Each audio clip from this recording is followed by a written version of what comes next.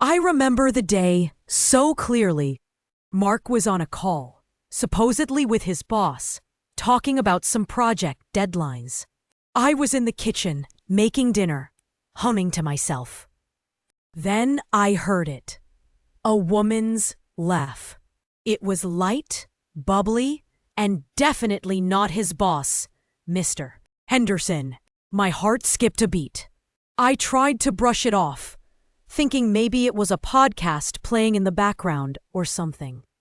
But the more I thought about it, the more I realized the call sounded different.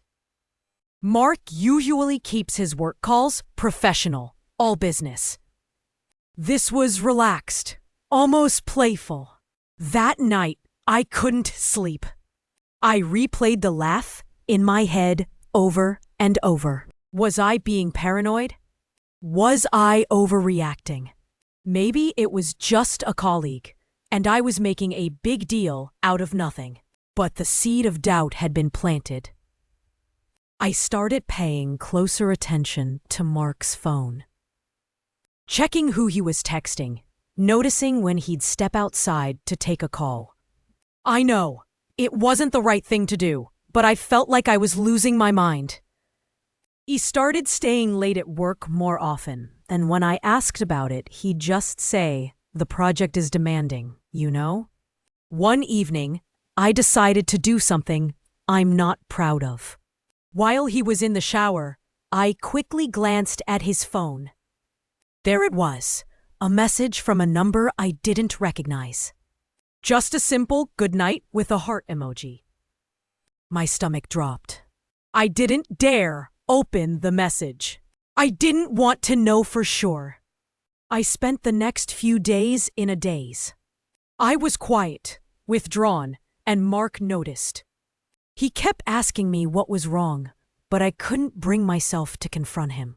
I was afraid of what he might say.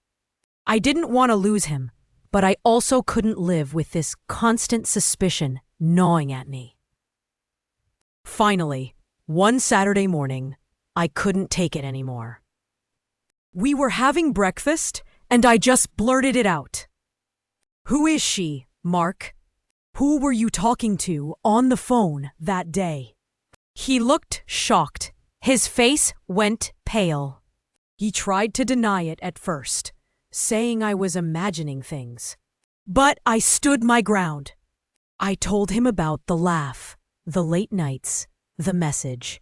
Eventually, he confessed. It was a colleague, someone he'd been working closely with on the project. He said it was just a friendship, that nothing had happened. I wanted to believe him, but the doubt was still there. How could I trust him after this? How could I be sure he was telling me the truth?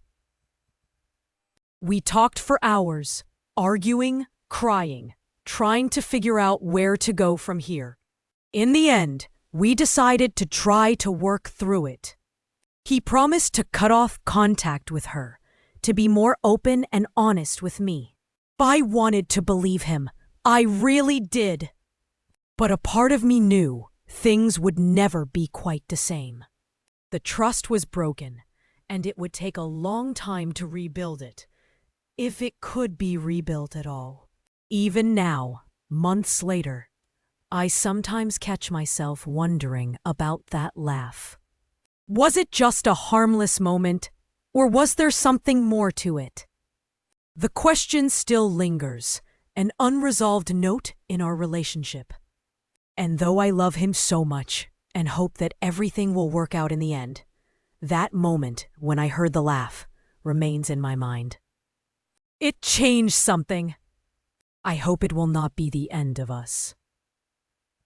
If you enjoyed this story and want to hear more real-life experiences, don't forget to like, share, and subscribe. And leave a comment to share your own stories. Maybe we can work together to find out the root cause.